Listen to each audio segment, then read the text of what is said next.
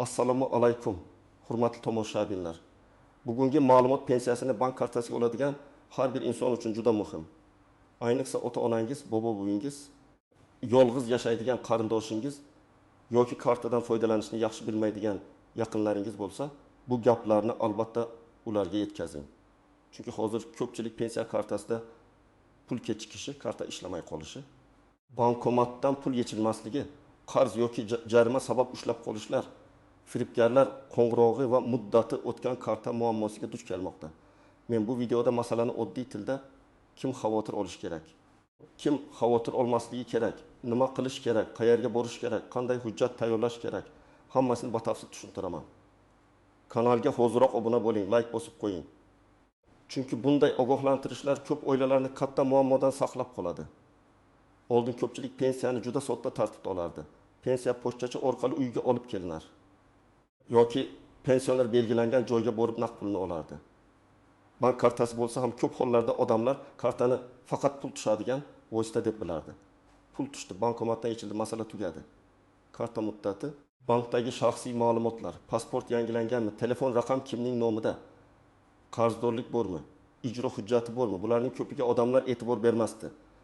Hozir esa vaziyat ancha o'zgargan. Pensiya tizimi, bank tizimi va turli davlat bazalari o'zaro ko'proq bog'lanmoqda. Bu nimani anglatadi? Agar kartangiz muddati tugagan bo'lsa, pul tushgan bo'lsa ham undan foydalana olmasligingiz mumkin. Agar bankdagi ma'lumotingiz eski pasport bo'yicha turgan bo'lsa, ayrim amaliyotlarda cheklov chiqishi mumkin. Agar sizning nomingizda sud qarori, aliment, kredit, kommunal qarzdorlik yoki boshqa ijro hujjati bo'lsa, kartadagi pulga ta'sir qilishi mumkin. Agar firibgar sizning SMS kodingizni olib qo'ysa, pensiya tushgan zahoti pulni yechib ketishi mumkin. Eng yomoni ko'p pensionerlar muammoni pul tushmagan deb o'ylaydi. Aslida esa pul tushgan, lekin karta bloklangan, muddat tugan yoki bank ilovasida cheklov paydo bo'lgan bo'ladi. Men bu yerda vahima tarqatmoqchi emasman. Maqsadim oddiy. Pensiya kartasiga pul oladigan odam bugun nimadan ehtiyot bo'lishi kerakligini bilsin. Chunki bir kunlik beparvolik butun oy yashash uchun kerak bo'lgan pulni kechiktirib qo'yishi mumkin. Birinchi muhim masala karta muddati. Har bir bank kartasining old tomonida yoki ilovada amal qilish muddati ko'rsatiladi. Masalan, 1525 deb yozilgan bo'lsa, karta 2025 yil may oyigacha amal qiladi. Ko'p odamlar karta qo'limda-ku, nega ishlamasin deb o'ylaydi. Lekin muddat tugasa, bankomat pul bermaydi, terminalda to'lov o'tmaydi. Ayrim hollarda pensiya tushsa ham odam undan foydalana olmaydi. Tasavvur qiling, 1.200 ming so'm pensiya tushdi. Odam dorixonaga bordi, karta o'tmadi. Bankomatga bordi, bankomat rad etdi. Keyin bankka borishga majbur bo'ladi. Agar u kishi qishloqda yashasa, tuman markaziga borish kerak. Yo'l xarajati, navbat, vaqt, sog'liq masalasi bor. Shuning uchun karta muddatini oldindan tekshirish juda zarur. Ikkinchi masala, bankdagi telefon raqam. Juda ko'p pensionerlarning kartasiga ulangan telefon raqam farzandi, nevarasi yoki umuman eski raqam bo'lib qolgan bo'ladi. Bu xavfli, chunki SMS kodlar, tasdiqlash xabarlari, ayrim ogohlantirishlar o'sha raqamga boradi. Masalan, ona pensiyasini oladi, lekin karta o'g'lining telefon raqamiga ulangan. O'g'il boshqa shaharda. Bankdan ogohlantirish keladi. Karta muddati tugamoqda yoki shubhali amaliyot bo'ldi. Ona bundan bexabar qoladi. Yoki bundan yomoni eski raqam boshqa odamga o'tib ketgan bo'lsa, begona odam bank xabarlarini ko'rishi mumkin. Shuning uchun karta egasining o'z telefon raqami bankda to'g'ri turishi kerak. Uchinchi masala qarzdorlik va ijro hujjatlari. Bu ko'pchilikni eng ko'p xavotirga soladigan mavzu. Pensiya kartasidan pul ushlab qolinadimi? Umumiy tushuntiraman. Agar fuqaroning nomida qonuniy kuchga kirgan qaror, ijro hujjati yoki majburiy undirish bo'lsa, bank kartalariga cheklov qo'yilishi mumkin. Lekin bu har doim ham butun pensiya olib qo'yiladi degani emas. Odatda qonunchilikda ijtimoiy to'lovlar, pensiya va nafaqalar bo'yicha alohida tartiblar, ushlab qolish chegaralari bo'ladi. Ammo amaliyotda odamlar nimadan qiynaladi? Bank tizimi pul manbasini doim ham odam o'ylagandek ajratib bermasligi, karta universal karta bo'lgani uchun unga pensiyadan tashqari boshqa pullar ham tushishi, ijro byurosi qarzdorlikni kartaga bog'lashi mumkin. Natijada pensioner bankomat oldida pulim qayerga ketdi deb qoladi. Masalan, bir odam 1.5 million so'm pensiya oladi. Uning eski kreditdan 4,000 million so'm qarzi bor. Sud qarori chiqqan, ijro ishi ochilgan. Pensiya tushgan kuni kartada pul ko'rinadi, lekin yetishga urinsa cheklov chiqadi. U bankka boradi. Bank ijro cheklovi bor deydi. Ijro bo'limiga boradi. U yerda qarzdorlik bo'yicha ushlab qolish belgilangan deyishadi. Agar odam oldindan bilganida, qarz holatini tekshirganida, ariza yozganida, pensiya ijtimoiy to'lov ekanini ko'rsatganida muammoni yengilroq hal qilishi mumkin edi. 4-masala firibgarlik. Bugun eng katta xavf shuki, pensionerlar kartangiz blok bo'ladi. Pensiyangiz qayta hisoblanadi. Kompensatsiya chiqdi. Kartangizga yangi to'lov tushadi. Bankdanman SMS kodini ayting degan qo'ng'iroqlarga ishonib qolmoqda. Men ochiq aytaman. Bank xodimi ham, pensiya jamg'armasi xodimi ham, soliq xodimi ham sizdan SMS kod so'ramaydi. Karta raqamining hammasini, amal qilish muddatini, orqa tarafdagi 3 xonali kodni so'rasa, bu firibgar bo'lish ehtimoli juda yuqori. Pensioner odam ko'pincha yaxshi niyatli bo'ladi. Davlatdan yordam chiqapti deb o'ylaydi. Firibgar esa aynan shu ishonchdan foydalanadi. Masalan, sizga 6,000-7,000 so'm qo'shimcha to'lov chiqdi. Tasdiqlash uchun kodni ayting deydi. Kod aytiladi. 2 daqiqa ichida kartadagi 1,300,000 so'm yo'qoladi. Keyin bankka boriladi, ariza yoziladi. Lekin pulni qaytarish har doim ham oson emas. 5-masala kartani boshqa odam ishlatishi. Ko'p oilalarda pensioner kartasini farzandiga beradi. Pul tutsa yechib kelasan deydi. Ishonchli farzand bo'lsa muammo yo'q deb ko'rinadi. Lekin huquqiy va amaliy tomondan xavf bor. PIN kodni boshqa odam biladi. Karta yo'qolsa kim javob beradi? Pul qachon yechilganini pensioner bilmay qoladi. Ba'zan oilaviy nizolar ham shundan chiqadi. Ona pensiyam tushmadi deydi. Aslida nabrat terminalda ishlatgan bo'ladi. Yoki farzand men faqat doriga oldim deydi. Lekin aniq hisob yo'q. Shuning uchun pensiya kartasi egasining nazoratda bo'lishi, agar yordamchi kerak bo'lsa, hamma xarajat yozib borilishi. SMS xabarnoma pensioni yoki ishonchli qarindosh nazoratida bo'lishi kerak. Eng avvalo, kartasining muddati yaqinlashgan pensionerlar xavotir olishi kerak. Agar karta muddati shu oy yoki keyingi oy tugasa, bugunoq bankka murojaat qilish kerak. Hali vaqt bor deb yurmaslik kerak. Chunki pensiya tushadigan kun kelib qolsa, karta almashtirishga navbat bo'lishi mumkin. Ikkinchi toifa. Pasportini yoki ID kartasini yaqinda almashtirganlar. Bankdagi eski ma'lumot yangilanmagan bo'lsa, ayrim xizmatlar ishlamay qolishi mumkin. Masalan, odam yangi ID karta oldi, lekin bankka borib ma'lumotni yangilamadi. Keyin karta bo'yicha muammo chiqsa, bank shaxsni tasdiqlashda qo'shimcha tekshiruv so'rashi mumkin. Uchinchi toifa qarzdorligi bor pensionerlar. Kredit, aliment, sud qarori, jarima, kommunal qarz. Soliq yoki boshqa majburiy to'lovlar bo'lsa, karta bo'yicha cheklov chiqishi mumkin.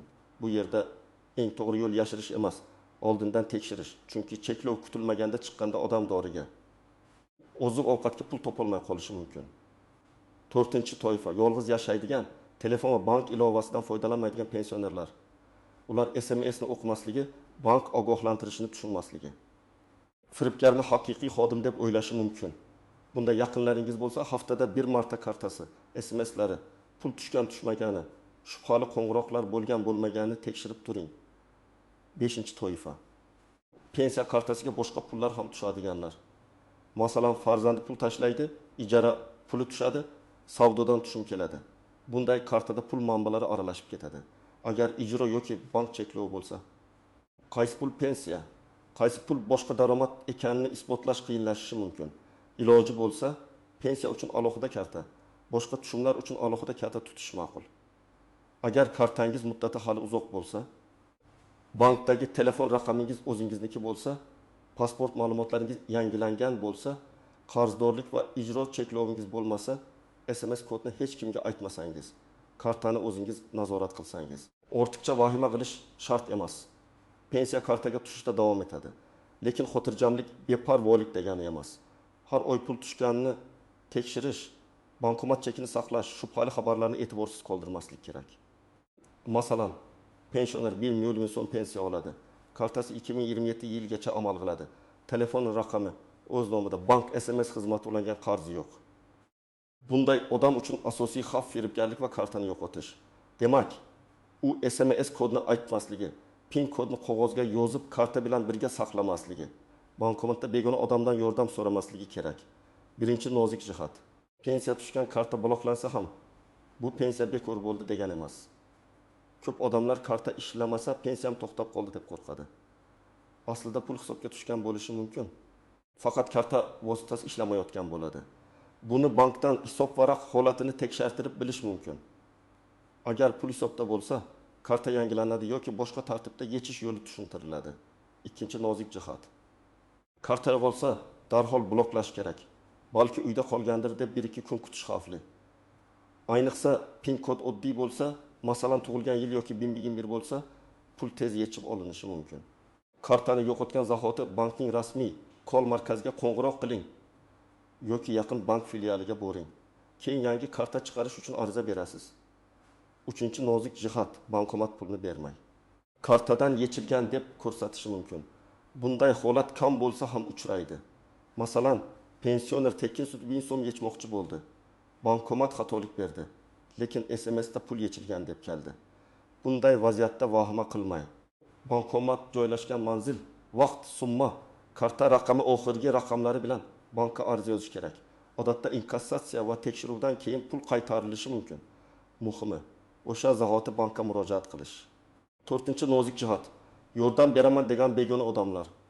Bankomat oldida pensioner qiynalib tursa, kimdir kelib amaki men yordam beraman deydi. Yordam berishi ham mumkin, lekin xavf shundaki, pin kodni ko'rib qoladi. Kartani almashtirib qo'yadi yoki pulni kamroq berib yuboradi. Shuning uchun bankomatdan pul yechishda yaqin qarindosh bilan bo'lish yaxshiroq. Agar begona yordam bersa ham pin kodni hech qachon ovoz chiqarib aytmang. Klaviaturani qo'l bilan yopib turing. 5-nozik jihat, ishonchnoma. Agar pensioner kasal bo'lsa, o'zi bankka bora olmasa, yaqinlari uning nomidan hamma ishni qila olmaydi. Bank ko'pincha shaxsning o'zini yoki qonuniy vakilini talab qiladi. Bunday holatda notarial ishonchnoma kerak bo'lishi mumkin. Ishonchnomada aynan bank kartasi, hisob varaq, pensiya mablag'larini olish yoki karta almashtirish bo'yicha vakolatlar aniq yozilgan bo'lishi maqsadga muvofiq. Umumiy yozilgan ishonchnoma ayrim joylarda yetarli bo'lmasligi mumkin. 6-nozik jihat. Pensiya pulini bir kunda to'liq yechish. Ba'zi odamlar pul tushishi bilan hammasini yechib oladi. Bu bir tomondan xavfsizlikdek ko'rinadi. Chunki kartada pul qolmaydi. Lekin naqd pulni uyda saqlash ham xavfli.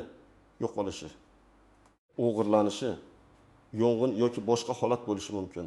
Eng to'g'risi, kerakli qismini naqd qilish, qolgani kartada yoki alohida omonat hisobida saqlash, lekin kartaning xavfsizligini kuchaytirish. Endi aniq nima qilish kerakligini bosqichma-bosqich aytaman. Birinchi qadam, kartangiz muddatini tekshiring. Kartaning old tomoniga qarang yoki bank ilovasidan ko'ring. Agar muddat tugashiga iriyi ko'y qolgan bo'lsa, pasport yoki ID karta bilan bankingiz filialiga boring. Pensiya kartamning muddati tugayapti, yangilab bermoqchiman deb ayting. Yangi karta chiqarish muddati bankka qarab farq qiladi. Shuning uchun oxirgi kungacha kutmang. Ikkinchi qadam, bankdagi telefon raqamini tekshiring. Filialga borganingizda kartamga ulangan telefon raqam qaysi deb so'rang. Agar eski raqam, farzandingiz raqami yoki ishlamayotgan raqam bo'lsa, o'zingiz ishlatadigan raqamga almashtiring. Agar pensioner telefon ishlatmasa, ishonchli yaqin qarindosh raqami bo'lishi mumkin. Lekin bu masala oilada ochiq kelishilgan bo'lishi kerak. Eng muhimi, SMS kod begona odam qo'liga tushmasin. 3-qadam, pasport ma'lumotlarini yangilang. Agar yangi ID karta olgan bo'lsangiz, bankka boring va ma'lumotlarni yangilating.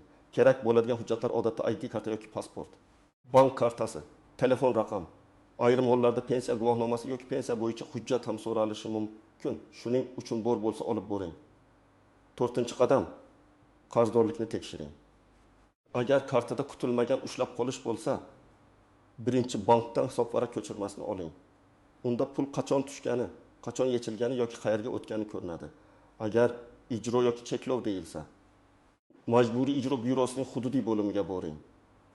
O'zingiz bilan pasport yoki ID karta, bank ko'chirmasi, pensiya tushishini tasdiqlovchi ma'lumot, agar bor bo'lsa pensiya guvohnomasini olib boring. Arizada shunday mazmunda yozish mumkin. Mening bank kartamga pensiya mablag'i tushadi. Kartamga qo'yilgan cheklov sabab yashash va davolanish uchun zarur mablag'dan foydalana olmayapman. Qonunchilikka muvofiq pensiya mablag'lari bo'yicha ushlab qolish tartibini ko'rib chiqishingizni va cheklov holatini tushuntirib berishingizni so'rayman. Arizani 2 nusxada yozing. Bittasiga qabul qilingan sana va raqam qo'ydirib oling. 5-qadam firibgarlikdan himoyalaning. Uyda katta yoshdagilarga alohida tushuntiring. SMS kod hech kimga aytilmaydi. Karta orqasidagi 3 xonali kod hech kimga aytilmaydi. Bankdanman degan odamga ishonilmaydi. O'zingiz bankning rasmiy raqamiga qo'ng'iroq qilasiz. Telegram yoki SMS orqali kelgan havolaga kirib karta ma'lumotini yozmaysiz. Agar pensiyangiz oshdi, kartangizni tasdiqlang desa ham, avval rasmiy tashkilotga murojaat qilasiz. Bu qoidani qog'ozga katta qilib yozib, uyda ko'rinadigan joyga ilib qo'ysa ham bo'ladi. 6-qadam. Kartadan foydalanish tartibini o'ylada kelishib oling. Agar pensionerning kartasidan farzandi foydalanayotgan bo'lsa, har oy pul tushgan sana, yechilgan summa nimaga sarflangani yozib borilsin. Bu ishonchsizlik emas, tartib. Data. Masalan, pensiya 1 million 400 ming so'm tushdi. 500 ming so'm oziq-ovqatga, 300 million so'm dorga, 200 million so'm kommunalga, 400 million so'm naqd qoldi. Shunday yozib bo'lsa, keyin hech kim pul qayerga ketdi deb janjallashmaydi. 7-qadam.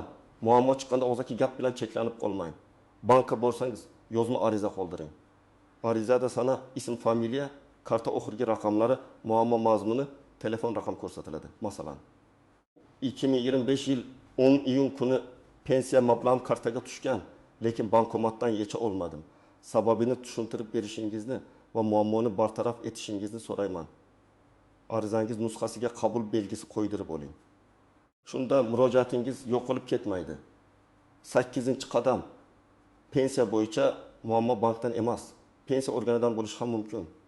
Agar bank hisobga pul tushmagan desa, pensiya jamg'armasi bo'limiga murojaat qiling. O'zingiz bilan pasport yoki ID karta, pensiya hujjatlari, bank rekvizitlari, karta ma'lumotlari, agar oldingi oylar bo'yicha ko'chirma bo'lsa, shularni olib boring. Pensiya to'lovi qaysi sanada yuborilgan? Qaysi hisobga o'tkazilgan? Nega kechikmoqda deb yozma ma'lumot so'rang.